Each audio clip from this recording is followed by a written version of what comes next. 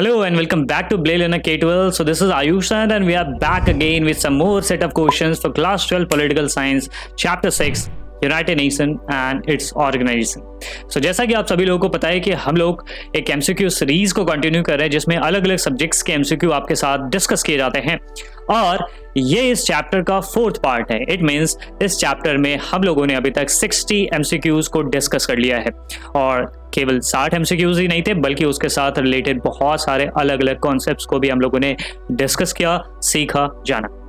सो इस चैप्टर का ये 4th पार्ट है। तो आज हम लोग 20 मोर क्वेश्चंस को डिस्कस करेंगे और जैसा कि हमारे पुराने बच्चों को पता है कि हम लोग किस प्रकार से एमसीक्यू को सॉल्व करते हैं, लेवल 1, लेवल 2 एंड लेवल 3, जिसमें से लेवल 1 जो होता है वो 1 लाइनर होता है, सबसे ईजी होता है। उसके बाद हम लोग धीरे धीरे टफनेस को इंक्रीज करते हुए चलते हैं।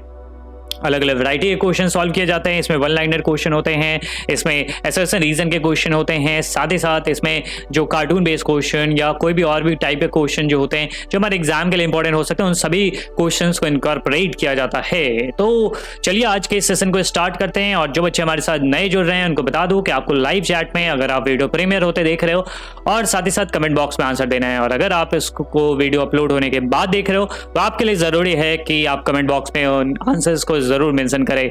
अटेम्प्ट करना ज्यादा इंपॉर्टेंट है रादर कि सही या गलत होना, क्योंकि सही और गलत है या नहीं उसके बारे में इस वीडियो में तो डिस्कस करूंगा ही, उसके बारे में चीजें जो आपको है वो बताऊंगा ही, लेकिन सबसे पहले आपको अटेम्प्ट करना है। ठीक है, तो चलिए स्टार्ट करते हैं आज के इस सेशन को। Let's get started. ये लेवल फर्स्ट का पहला सवाल है जो कि इस चैप्टर का बेसिकली आप कह सकते हो कि 61st क्वेश्चन है। तो आप समझ सकते हो कि हम लोगों ने इस चैप्टर में 60 एमसीक्यू को डिस्कस कर लिया और जैसा कि मैंने पहले बताया था कि केवल 60 एमसीक्यू नहीं है, उससे रिलेटेड न्यूमरस अदर टॉपिक्स को भी हम लोगों ने पढ़ा, सीखा, जाना। 61st क्वेश्चन है, which one of the leader was not in the big 3? आपको बताना है कि बिग 3 में से इनमें से कौन से लीडर नहीं थे। रूजवेल्ट अर्थात Franklin D Roosevelt, Winston Churchill, Joseph Stalin और इज इट एडोल्फ हिटलर? तो आपको बताना है कि इनमें से कौन से लीडर बिग 3 के पार्ट नहीं थे। दरअसल ये याल्टा और पोस्टडम कॉन्फ्रेंस से रिलेटेड ये कॉन्सेप्ट है जिसमें आपको बताना है कि बिग 3 में कौन से लीडर नहीं थे। तो रूजवेल्ट आपको पता है यूएसए के प्रेसिडेंट हुआ करते थे, चर्चिल जो थे वो यूके के प्राइम मिनिस्टर हुआ करते थे, जोसेफ स्टालिन यूएसएसआर के प्रीमियर हुआ करते थे, यानी उसके बाद है एडोल्फ हिटलर जो कि जर्मनी से बिलोंग करते हैं। तो आपको पता है कि एडोल्फ हिटलर जर्मनी के एक तानाशाह थे। तो आपको बताना है इनमें से कौन से बिग 3 में नहीं थी। तो इसका सही जवाब होगा D option, because Adolf Hitler wasn't A part of big 3। अगर आप इस चैप्टर के इस बॉक्स को भरोगे तो इसमें आपको बहुत सारी जानकारियां मिल जाएंगे। ठीक है, वेट जस्ट अ मिनट, मैं आपको यहाँ पर पेन चेंज करता हूँ ताकि आपको समझने में आसानी होगी। तो 1941 के अगस्त में अटलांटिक चार्टर साइन किया गया था। यूनाइटेड नेशंस कब बना, कैसे बना, उसके बारे में हम लोग थोड़ा सा डिस्कस कर लेते हैं चीजें। तो 1941 के अगस्त में अटलांटिक चार्टर पे साइन किया जाता है। देखिए, अटलांटिक चार्टर साइन किया गया था US president Roosevelt and Winston Churchill के बीच में। ये भी आप याद रखो, it is among the VVI. ठीक है, चर्चिल और रूजवेल्ट के बीच में अटलांटिक चार्टर बेसिकली था क्या? अटलांटिक चार्टर में बेसिकली ये चीजें थी कि वर्ल्ड वॉर 2 के बाद किस प्रकार की दुनिया होगी उसके बारे में डिस्कशन किया हुआ था। उसके बीच में ये उन दोनों के बीच में ये सब चीजें ये फाइनली कंसेंसस बैठ गया कि यहाँ पे ये चीजें होंगी, पोस्ट वॉर दुनिया कैसी होगी उसके बारे में यहाँ पे डिस्कशन किया गया था। So Atlantic Charter was related to that matter. फिर 1942 के जनवरी में, देखो अभी वर्ल्ड वॉर 2 चल ही रहा है, वर्ल्ड वॉर 2 अभी चल रहा है क्योंकि आपको पता है 1939 से 45 के बीच में चला था, तो उसके बीच में ये सारी चीजें हो रही है। ठीक है, उसके बाद 42 के जनवरी में 26 एलाइड नेशंस थे, उन्होंने भी वाशिंगटन डीसी में एक मुलाकात करी और उन्होंने अटलांटिक चार्टर को सपोर्ट किया और उसके बाद साइन किया the declaration bye United Nations.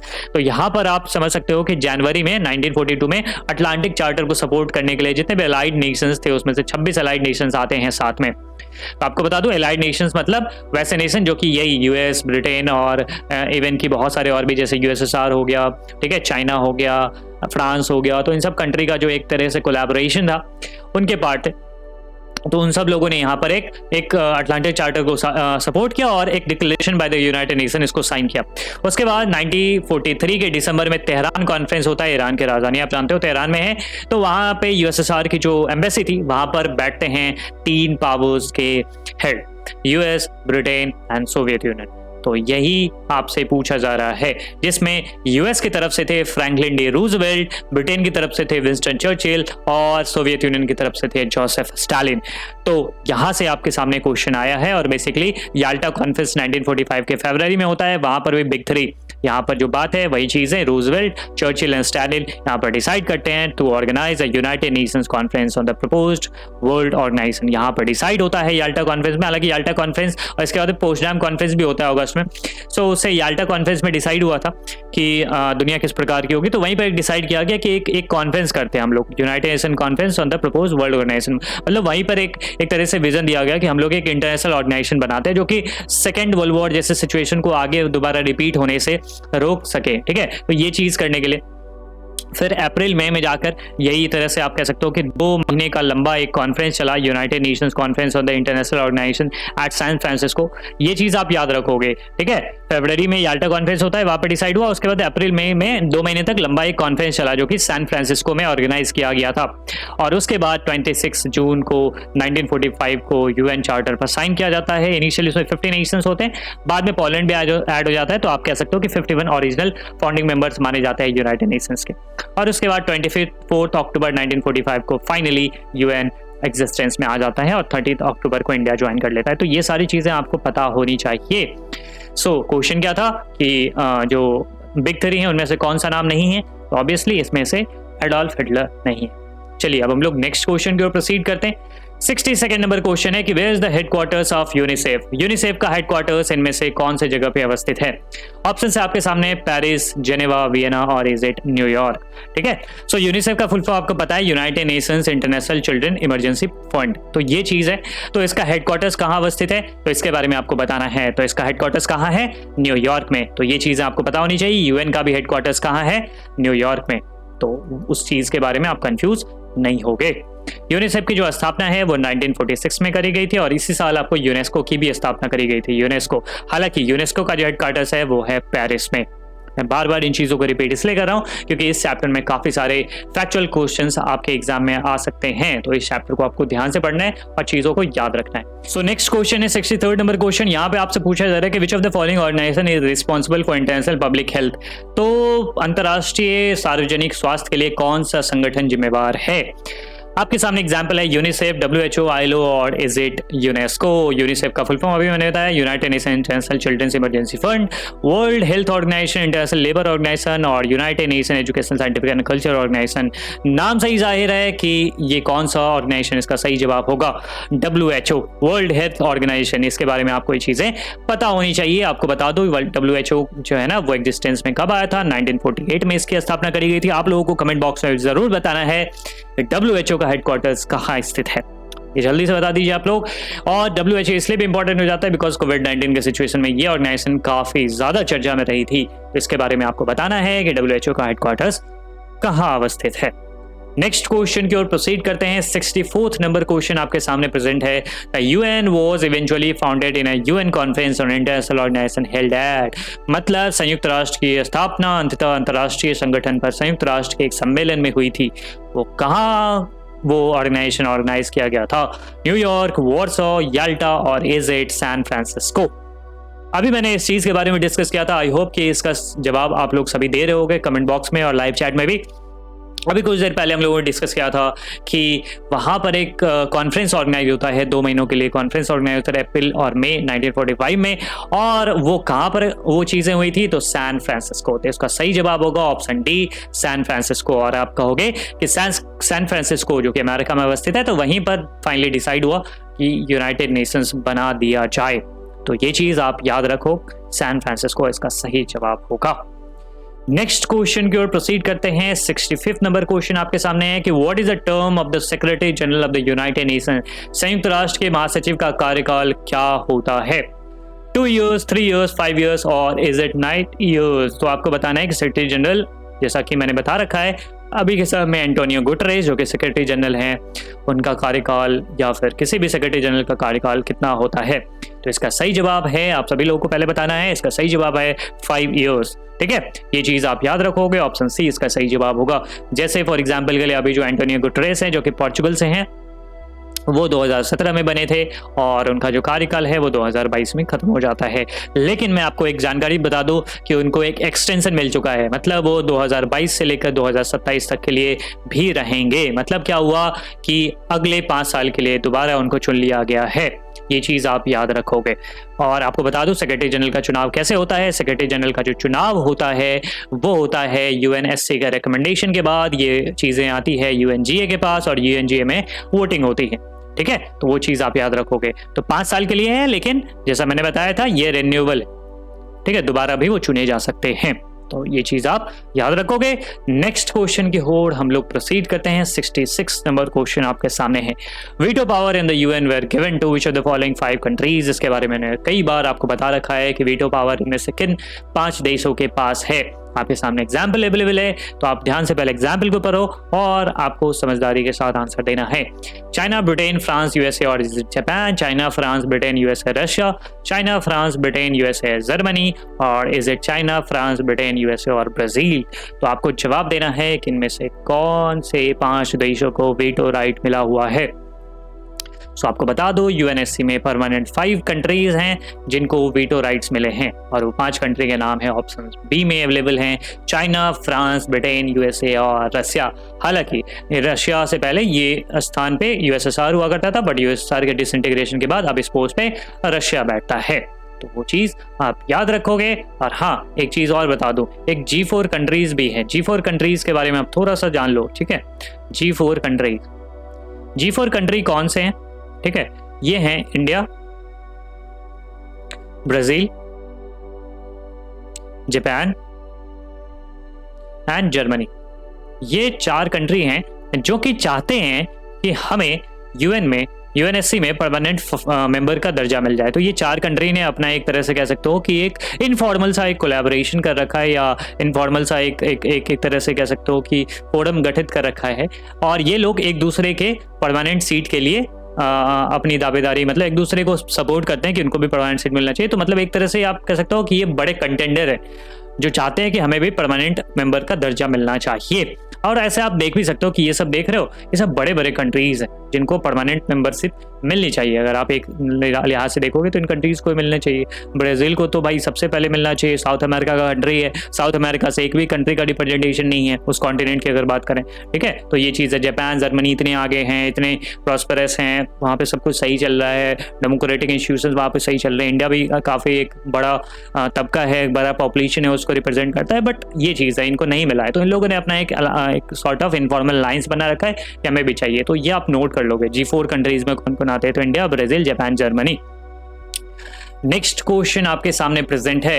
Who among the following individuals outlined the idea of League of Nations? हालांकि ये किताब में आपके नहीं है, लेकिन इसके बारे में आपको पता होना चाहिए आई थिंक, क्योंकि ऐसा नहीं है कि सीबीएसई आप केवल रोट लर्निंग और किताब पे बेस्ड क्वेश्चन ही आपसे पूछेगा, कुछ एक्स्ट्रा इन्फॉर्मेशन भी आपको पता होनी चाहिए। सो लीग ऑफ नेशन आपको पता है कि ये जो लीग ऑफ नेशन है वो 1920 में बेसिकली एग्जिस्टेंस में आता है, जनवरी 1920 में। हालांकि इसका जो एक तरह से कह सकते हो कि 1990 में ही जो ट्रीटी ऑफ वर्साइल्स है उससे इसी का रूट्स आता है। और रूट्स की पहले बात करें तो लीग ऑफ नेशंस का जो रूट है ना, वो वुडरॉ विल्सन के 14th पॉइंट स्पीच से आता है। एक स्पीच उन्होंने दिया था जिसको हम लोग फेमसली 14th पॉइंट स्पीच कहते हैं। दरअसल वुडरॉ विल्सन ना यूएस प्रेसिडेंट थे उस समय में, ठीक है। 14 पॉइंट स्पीच दिया था उन्होंने 1918 में। वहीं पर उन्होंने बात करी थी, बहुत सारी चीज़ें उन्होंने करा था।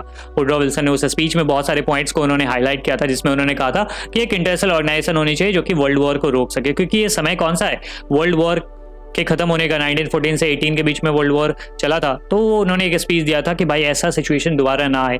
तो उन्हीं के स्पीच के बेसिस पर एक लीग ऑफ नेशन बनाया गया। हालांकि सरप्राइजिंगली क्या होता है कि यूनाइटेड स्टेट्स के प्रेसिडेंट इस चीज़ को एक तरह से कह सकते हैं प्रपोज करते हैं, लेकिन यूनाइटेड स्टेट्स इसको ज्वाइन नहीं करता, बिकॉज वहाँ की कांग्रेस ने इस चीज़ के लिए मना कर दिया था। तो ये आप याद रखोगे कि लीग ऑफ नेशन का जो एक तरह से कह सकते हो कि आइडिया किन्होंने दिया था, वुडरॉ विल्सन, ठीक है। चलिए नेक्स्ट क्वेश्चन की ओर हम लोग प्रोसीड करते हैं। 68 नंबर क्वेश्चन है, who coined the term United nation?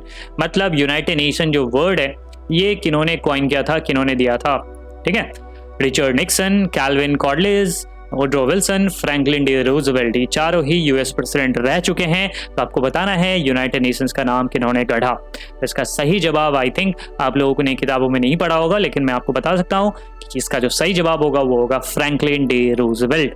ठीक है, तो ये चीज आपको पता होना चाहिए कि यूनाइटेड नेशन नाम किन्होंने दिया था और रूजवेल्ट ने दिया था। ठीक है, तो इसके बाद हम लोग बढ़ते हैं 69th क्वेश्चन की ओर।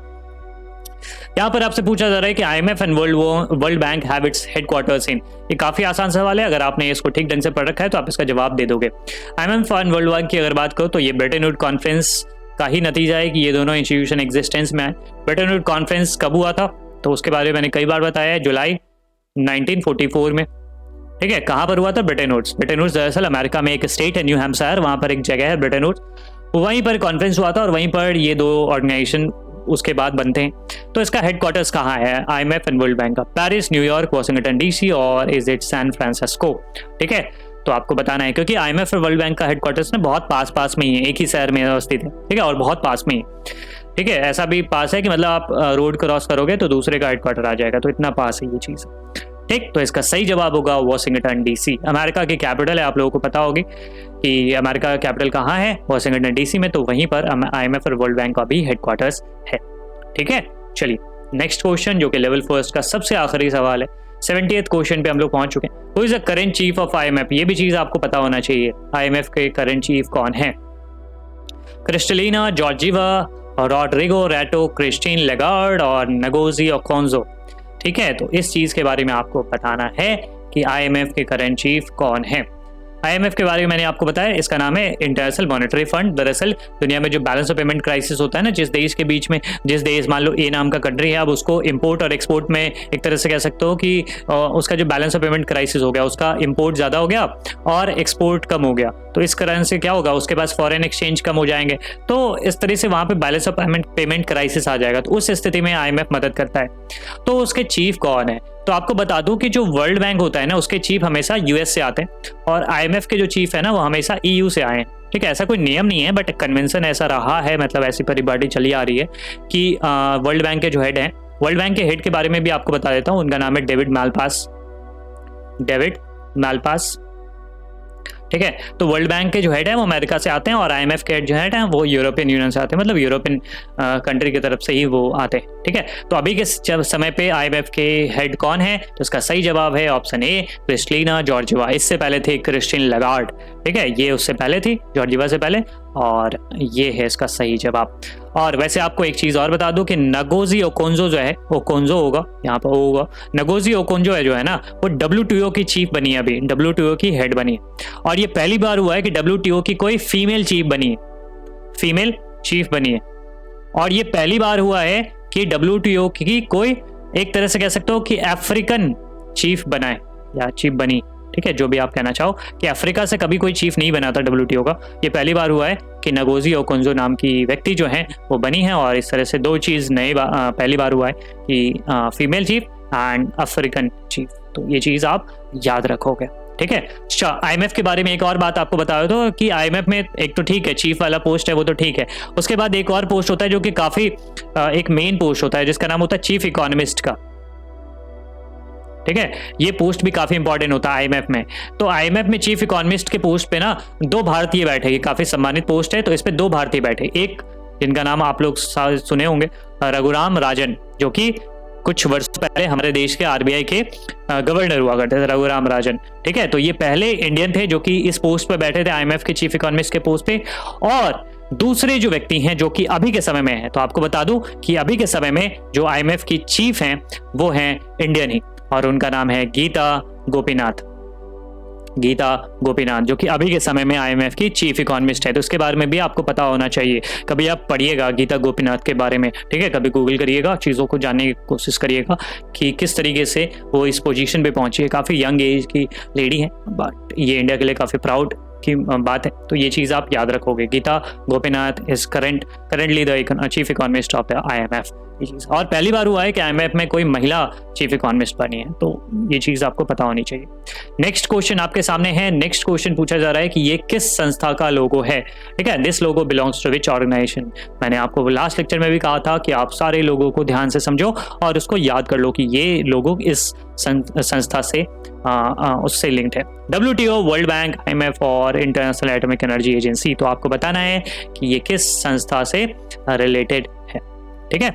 सो इसका जो सही जवाब होगा वो होगा, आई होप कि आप सभी लोग दे रहे होगे, इसका सही जवाब होगा WTO। WTO की जो स्थापना है वो 1 जनवरी 1995 को करी गई थी। इसका जो हेडक्वार्टर्स है वो कहाँ अवस्थित है? जेनेवा, स्विट्जरलैंड में। वर्ल्ड बैंक और IMF दोनों ही कब बने? 1944 में, after Brayton would conference. World bank के बारे में मैंने आपको बता दिया, उसके जो हेड हैं वो डेविड मालपास हैं, और IMF के जो हैं वो क्रिस्टिना जॉर्जिवा है। दोनों का जो हेडक्वार्टर्स है वो कहाँ पर अवस्थित है? वॉशिंगटन में, DC में, वॉशिंगटन डिस्ट्रिक्ट ऑफ कोलंबिया, ठीक है, DC में स्थित है। और IA के बारे में अगर बात करूँ तो 1957 में इसकी स्थापना करी गई थी।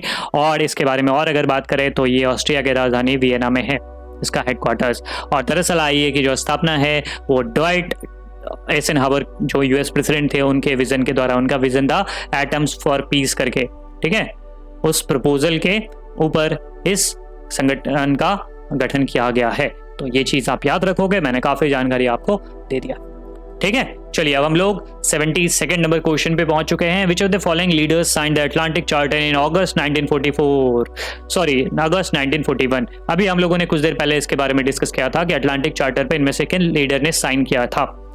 अगर आपने उस बॉक्स को ध्यान से पढ़ा है, अगर आपने इस सेशन को ध्यान से देखा है, तो अभी हम लोगों ने इस चीज के बारे में जिक्र किया था। So Franklin D Roosevelt, Winston Churchill, Joseph Stalin, Adolf Hitler. आपके सामने ऑप्शंस अवेलेबल हैं, A and B only, A and C only, A, B and C and C on D। तो आपको बताना है कि इनमें से क्या सही जवाब होगा कि अटलांटिक चार्टर जो कि अगस्त 1941 में साइन किया गया था वो किन नेताओं के बीच में साइन किया गया था। तो इसका जवाब आई होप कि आप सभी लोग दे रहे होगे। ध्यान से आपको पढ़ना है और जवाब देना है, क्योंकि क्वेश्चन का जो इंटेंसिटी है धीरे धीरे टफनेस इंक्रीज होता हुआ जा रहा है। उसका सही जवाब होगा A and B only, because Franklin D Roosevelt जो कि USA के प्रेसिडेंट थे, विंस्टन चर्चिल जो UK के प्राइम मिनिस्टर थे, इन दोनों ने साइन किया था। तो इसका सही जवाब होगा A and B only. I hope ये चीजें क्लियर हो गई होंगी। नेक्स्ट क्वेश्चन की ओर हम लोग बढ़ते हैं, प्रोसीड करते हैं। 73rd क्वेश्चन है, मैच द फॉलोइंग। आपको बताना है, मैच करना है सबसे बेसिक। इंटरनेशनल ऑर्गेनाइजेशन एक तरफ दिया गया है, दूसरी तरफ फाउंडेशन ईयर दिया गया है। आपके सामने इंटरनेशनल ऑर्गेनाइजेशन है WHO, ILO, WTO, यूनिसेफ। ध्यान से पढ़ना है और उसको मिलाना है आपको फाउंडेशन ईयर से, ठीक है। आपके सामने ऑप्शंस अवेलेबल है। पहले आप ध्यान से इन क्वेश्चंस को और जो भी लिखा हुआ है, जो भी ऑर्गेनाइजेशन है उसके फाउंडेशन ईयर है, उसको ध्यान से पढ़ो और उसके बाद मैच करने की कोशिश करो। आई होप कि आप सभी लोग जवाब दे दोगे। थोड़ा सा भी अगर आपको एक दो के बारे में नहीं पता है, फिर भी आप आइडिया लगा के और एलिमिनेशन से इस चीज को सॉल्व कर लोगे, ठीक है। तो ध्यान से, लेकिन ठीक है, कहीं गलती ना हो जाए। सो WHO के बारे में अगर बताऊं तो WHO की स्थापना कब हुई थी? WHO की स्थापना 1948 में हुई थी। तो ए का क्या होगा? 3 होगा। ILO की स्थापना कब हुई थी? 1919। इनमें से सबसे पुराना यही है। WTO की स्थापना फर्स्ट ऑप्शन में मतलब फर्स्ट वाला जो है 1995 उसमें हुआ था, 4 जनवरी 1995। यूनिसेफ की स्थापना बच गया 1946। तो इसका सही जवाब होगा ऑप्शन बी, A का 3, B का 2, C का 1 एंड D का 4। तो ये चीज़ आपको पता होना चाहिए। मैंने सबके बारे में आपको थोड़ा थोड़ा हमेशा इसके बारे में एक्सप्लेन कर रखा है, ठीक है। तो जो भी एक्सप्लेनेशन करता हूँ उस चीज़ को भी आप ध्यान से सुना करिए। अगर आपको नहीं आता है या गलत होता है आपसे तो उसको तुरंत कॉपी पेन में नोट कर लीजिए, ठीक है। कॉपी पेन से नोट कर लीजिए, कॉपी में ऑब्वियसली नोट करिएगा, तो उसको आप याद करोगे, बार बार रिवाइज करोगे चीज़ों को, तो आपको ये चीज़ें हमेशा के लिए याद हो जाएगी, ठीक है। चलिए बढ़ते हैं हम लोग 74th नंबर क्वेश्चन की ओर। 74th नंबर क्वेश्चन है कि which of the following statements is और आर करेक्ट। इनमें से कौन सा कथन सही है या है? In the UNGA, United Nation General Assembly, संयुक्त राष्ट्र महासभा, all members have 1 vote each, मतलब हर एक सदस्यों का एक एक वोट होता है। दूसरा स्टेटमेंट है the present secretary general Antonio Guterres was the PM of Portugal. वर्तमान में जो सेक्रेटरी जनरल हैं एंटोनियो गुटरेस, वो एक जमाने में पोर्चुगल के PM हुआ करते थे। तो आपको बताना है कि इनमें से कौन सा जो स्टेटमेंट है वो करेक्ट है, ठीक है। तो ये चीज आपको पता होनी चाहिए, फॉलोइंग स्टेटमेंट में से कौन सा करेक्ट है। तो पहला statement, in the UNGA all members have 1 vote each, बिल्कुल सही बात है। कितने मेंबर है अभी? कितने मेंबर है? 19193, ठीक है, क्योंकि 2011 में एक नया ऐड हुआ था देश। कौन सा देश? South Sudan. उसी साल आजाद हुआ और फिर उसको उसी महीने में मेंबरशिप मिल गई, तो 193 मेंबर हो गए हैं और उन सब के पास एक एक वोट होता है। तो अगर कोई भी डिसीजन लेना हुआ ना तो सभी कंट्री एक एक वोट करेंगे, ठीक। तो ये चीज़ आप याद रखोगे। उसके बाद president secretary general Antonio Guterres, वो पोर्चुगल से आते हैं, ये भी सही बात है। क्या वो पोर्चुगल के पीएम रह चुके हैं? बिल्कुल सही बात है, पीएम ऑफ पोर्चुगल रह चुके हैं वो, ठीक है। तो एंटोनियो गुटरेस 2002 तक वो वहाँ के प्रधानमंत्री थे। तो इसका सही जवाब होगा option C, both statements are correct. I hope सभी लोगों ने इसका सही जवाब दिया होगा। अगर आपसे गलती हुई तो आप उसको तुरंत कॉपी में नोट करिए और बार बार रिवाइज करिए, ठीक है। अब हम लोग बढ़ते हैं लेवल सेकंड के आखिरी सवाल की ओर। 75 नंबर क्वेश्चन है, it should be level second, ठीक है। Which of the following statements is or are incorrect? Incorrect आपसे पूछा जा रहा है, तो इस वर्ड पे ध्यान रखिएगा। यहाँ पे तो मैं एम्फेसिस डाल रहा हूँ ना, लेकिन एग्जाम में आप ही को ध्यान रखना है कि आपसे करेक्ट स्टेटमेंट पूछा जा रहा है या फिर इनकरेक्ट स्टेटमेंट के बारे में। So ILO was founded in 1939 with its headquarters in Geneva, Switzerland. ILO की स्थापना 1939 में स्विट्जरलैंड के जेनेवा मुख्यालय के साथ हुई थी। और दूसरा स्टेटमेंट है, it works for workers through international labour standards at the global level. यह वैश्विक स्तर पर अंतर्राष्ट्रीय सम्मानकों के माध्यम से श्रमिकों के लिए कार्य करता है। तो आपको बताना है कि इनमें से कौन सा स्टेटमेंट इनकरेक्ट है। तो अगर आप देखोगे कि आईएलओ क्या वर्कर्स के लिए काम करता है, बिल्कुल सही बात है। ग्लोबल लेवल पे इंटरनेशनल लेबर स्टैंडर्ड है, मतलब कि लेबर के वर्किंग आवर क्या होना चाहिए, वर्किंग कंडीशन कैसे होने चाहिए, वेजेस किस प्रकार के होने चाहिए, तो उस बात को लेके काम करता है, उनके वेलफेयर के लिए, उनके राइट्स के लिए काम करता है। तो ये स्टेटमेंट बिल्कुल सही है। और ILO was founded in 1939 and its headquarter is in Geneva, Switzerland. तो जेनेवा स्विट्जरलैंड में बिल्कुल हेडक्वार्टर है, मैंने थोड़ी देर पहले आपको बताया। लेकिन ये जो यहाँ पर दे दिया ना, इसने काम खराब कर दिया। 1939 नो माय डियर फ्रेंड्स, 1919 में हुआ था, आईएलओ की स्थापना करी गई थी। तो इस तरीके से पहला स्टेटमेंट गलत हो जाता है और हमसे गलत ही पूछ रहा है। तो इसका सही जवाब होगा option A, only one is incorrect, ठीक है। तो ये चीज आप याद रखोगे। अब हम लोग बढ़ते हैं लेवल 3 की तरफ और 76 नंबर क्वेश्चन आपके सामने है, जो कि असर्शन एंड रीजन का सवाल है आपके सामने। सो असर्शन कहा जा रहा है कि league of nations was established after the first world war and reason कहा जा रहा है कि many believe that such an organization would help the world to avoid war. तो प्रथम विश्व युद्ध के बाद लीग ऑफ नेशंस की स्थापना हुई थी और कारण बताया जा रहा है कि कई लोगों का मानना था कि ऐसा संगठन दुनिया को युद्ध से बचने में मदद करेगा। तो असर्शन रीजन से सबसे पहले हम लोग स्टेटमेंट बेस पढ़ते हैं, ठीक है। हमारा तरीका यही रहा है कि लीग ऑफ नेशन वो establish after the first world war, बिल्कुल सही बात है। 1920 के जनवरी में इसकी स्थापना करी गई थी, तो ये सही बात है, ठीक है। हम लोग स्टेटमेंट 2 पढ़ते हैं। हम लोग अभी भूल जाएंगे कि ये असर्शन और रीजन करके कुछ है सवाल। अभी हम लोग स्टेटमेंट पढ़ेंगे, ठीक है। Statement first, statement 2। Many believe that such an organization would help the world to avoid war. ये भी बिल्कुल सही है कि इसकी स्थापना इसलिए करी गई थी ताकि जो ऑर्गेनाइजेशन है ना, ऐसी ऑर्गेनाइजेशन ये दुनिया को वर्ल्ड वॉर जैसे क्षेत्र से या वर्ल्ड वॉर जैसे सिनेरियो में लाने से रोकेगी, ठीक है। तो अगर आप बिकॉज लगा के देखोगे या उसके कारण के बारे में देखोगे तो ये बिल्कुल सही है, ठीक है। तो इस कारण से हमारा जो आंसर है वो ए हो जाता है कि दोनों ही स्टेटमेंट सही है और रीजन जो है वो करेक्ट एक्सप्लेनेशन है असर्शन का। तो आई होप ये चीजें आप समझ गए होंगे। अब हम लोग नेक्स्ट क्वेश्चन की ओर प्रोसीड करते हैं, जो कि 77 नंबर क्वेश्चन है। सो असर्शन कहा जा रहा है, despite India's wish to be a permanent veto yielding member of the UN, some countries question its inclusion. मतलब भारत की संयुक्त राष्ट्र के स्थायी वीटो सदस्य होने की इच्छा के बावजूद कुछ देश इसके शामिल होने पर सवाल उठाते हैं। मतलब भारत तो चाहता है कि हम यूएनएससी में परमानेंट मेंबर बन जाए, लेकिन कुछ कंट्री उसके इस प्रस्ताव के या इस इच्छा के विरुद्ध एक तरह से कह सकते हो कि उस चीज पर सवाल उठाते हैं, विरुद्ध आवाज उठाते हैं। रीजन कहा जा रहा है कि कुछ कंट्रीज को ये कंसर्न है कि इंडिया के पास जो न्यूक्लियर वेपन कैपेबिलिटीज है ना, उससे दिक्कत हो। तो अगर आप देखोगे इस चीज को, पहला स्टेटमेंट बिल्कुल सही है कि इंडिया तो चाहता ही है कि हम यूएन के वीटो यील्डिंग मेंबर बन जाए, ठीक है। लेकिन कुछ कंट्री इसके इंक्लूजन पर क्वेश्चन करते हैं। ऑब्वियसली हमारे बहुत सारी कंट्रीज है, जिसमें पाकिस्तान भी एक बहुत बड़ा नाम है, उसके अलावा भी बहुत सारी कंट्रीज हैं जो कि क्वेश्चन करते हैं कि इंडिया को यूएनएससी का परमानेंट मेंबरशिप नहीं मिलना चाहिए। रीजन की अगर बात करें तो कुछ कंट्रीज इस बात पे कंसर्न उठाते हैं कि इंडिया एक न्यूक्लियर वेपन कैपेबिलिटी वाला देश है, इसलिए नहीं मिलना चाहिए। तो दूसरा स्टेटमेंट बिल्कुल सही है कि बहुत सारे देश इसलिए कहते हैं कि इंडिया को नहीं लाओ क्योंकि एक न्यूक्लियर वेपन कैपेबिलिटी वाला देश है, और हो सकता है कि ये, और यूएन दरअसल है क्या, ग्लोबल पीस के लिए इंस्टीट्यूशन है ना, तो इसमें ऐसे देश का इंक्लूजन सही नहीं होगा। उस जमाने में हो गया तो हो गया, अब किसी न्यूक्लियर वेपन वाले कैपेबिलिटी वाले देश को इसमें लाना सही नहीं होगा। तो ये चीज है।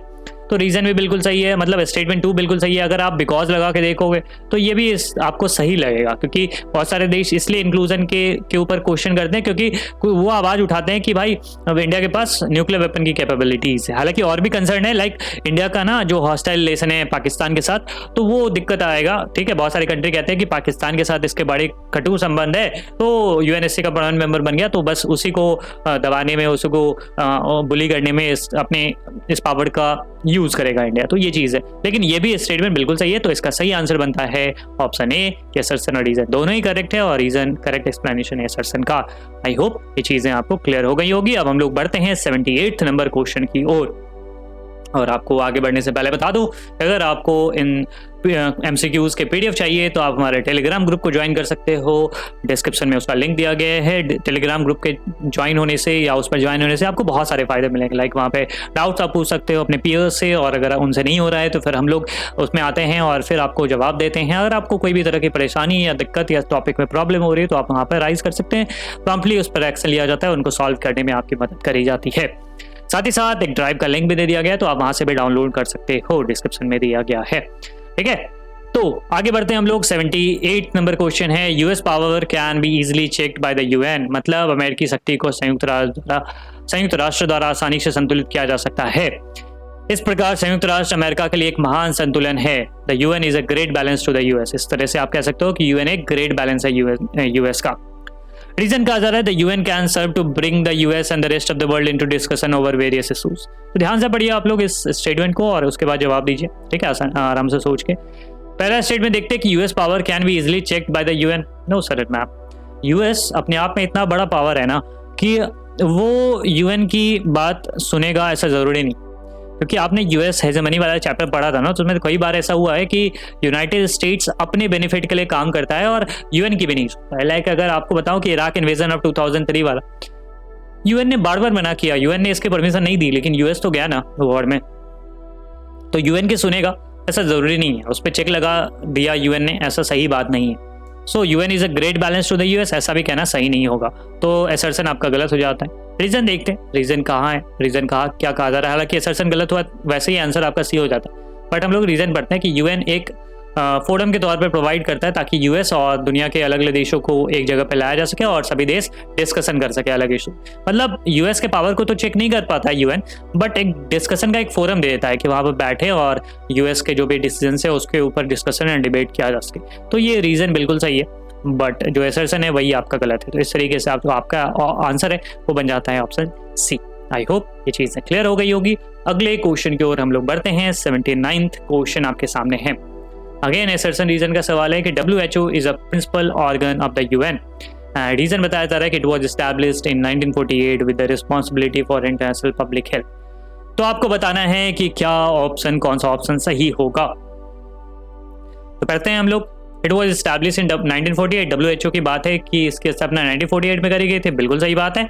इसको रिस्पॉन्सिबिलिटी यही दी गई कि इंटरनेशनल पब्लिक हेल्थ को ये उसके ऊपर मॉनिटर करे, उसमें अगर कुछ फेरबदल की जरूरत है या कुछ उसमें स्टेप्स लेने की जरूरत है तो उसको उठाए। ठीक है, तो ये रीजन तो बिल्कुल सही है, मतलब स्टेटमेंट तो बिल्कुल सही है। ठीक है, उसके बाद पहला स्टेटमेंट पढ़ते हैं कि WHO is a principal organ of the UN. बहुत सारे बच्चों को लग रहा होगा सर ये भी तो सही है। नो सर मैम, ये प्रिंसिपल ऑर्गन नहीं है। यूएन के प्रिंसिपल ऑर्गन 6 ही है। ठीक है, यूएन के अगर प्रिंसिपल ऑर्गन की बात करें तो मैंने आपको बता रखा ना, UNGA है, ठीक है, UNSC है। UNGA मतलब United general assembly, United nation security council हो गया, फिर उसके बाद सेक्रेटेरिएट हो गया। ठीक है, फिर उसके बाद इकोसॉक हो गया, इकोनॉमिक एंड सोशल काउंसिल। फिर उसके बाद कौन सा एजेंसी हो गया, ICJ, तो ये हो गया। फिर उसके बाद ट्रस्टीशिप काउंसिल जो है। तो इतने ही बस 6 ही प्रिंसिपल ऑर्गन है, मेन ऑर्गन। उसके बाद ये सब जो होते हैं ना, WTO या फिर यूनिसेफ, यूनेस्को, WTO, ये सब स्पेशलाइज्ड एजेंसीज होते हैं यूएन के। ठीक है, मतलब वो एक अलग एजेंसी के तौर पे, अलग ऑर्गेनाइजेशन के तौर पे काम करते हैं, लेकिन यूएन के साथ मिलकर काम करते हैं। तो ये चीज़ है, प्रिंसिपल ऑर्गन बस 6 ही है। तो WHO जो है ना वो एक प्रिंसिपल ऑर्गन है, ये बिल्कुल गलत है, तो असर्शन गलत, तो आपका आंसर सी हो जाता है करेक्ट। आई होप ये चीज़ें आपको समझ में आ गई होंगी। अब हम लोग बढ़ते हैं इस सेशन के आखिरी सवाल की ओर, that is 80th number question. Assertion है आपके सामने कि international organisations play a very important role in maintaining peace. मतलब इंटरनेशनल ऑर्गेनाइजेशन एक बहुत महत्वपूर्ण भूमिका निभाते हैं शांति बनाए रखने में। रीजन कहा जा रहा है कि countries have conflict and differences with each other, कि देशों के आपस में टकराव और मतभेद होते हैं। तो अगर आप स्टेटमेंट फर्स्ट पढ़ोगे तो इंटरनेशनल ऑर्गेनाइजेशन बिल्कुल बहुत इंपॉर्टेंट रोल प्ले करते हैं पीस को मेंटेन करने में। और यूएन जैसे एजेंसी तो बहुत ज़्यादा ही इंपॉर्टेंट रोल प्ले करते हैं दुनिया भर में पीस स्थापित करने के लिए। ठीक है, तो ये स्टेटमेंट बिल्कुल सही है। रीज़न बताया जा रहा है कि countries have conflict and differences with each other, ये भी सही है कि देशों में झगड़े चलते रहते हैं। ठीक है, जैसे इंडिया का एग्जाम्पल ले लो तो उसके पाकिस्तान, चाइना और भी कई कंट्रीज़ के साथ, मतलब मेजरली तो यही दोनों कंट्री के साथ मसले हैं। ठीक है, तो ये ऐसा, और दुनिया के अलग अलग देशों को ले तो सबके किसी न किसी के साथ तो कॉन्फ्लिक्ट देखने को मिलते हैं। तो ये चीज़ें चलता रहता है कि कंट्रीज के कॉन्फ्लिक्ट एंड डिफरेंसेस। तो अब आप बिकॉज लगा के देखो, ठीक है, कि क्या इसका सही स्टेटमेंट दिखा जा रहा है कि international organization play a very important role in maintaining peace because countries have conflict and differences with each other. तो ये भी आपको सही दिखेगा, मतलब क्या रीजन आपको सही एक्सप्लेनेशन देता हुआ दिखेगा एसर्सन का। तो अगर दोनों स्टेटमेंट सही है और रीजन करेक्ट एक्सप्लेनेशन दे रहा है तो इसका जो सही ऑप्शन होगा वो ऑप्शन ए।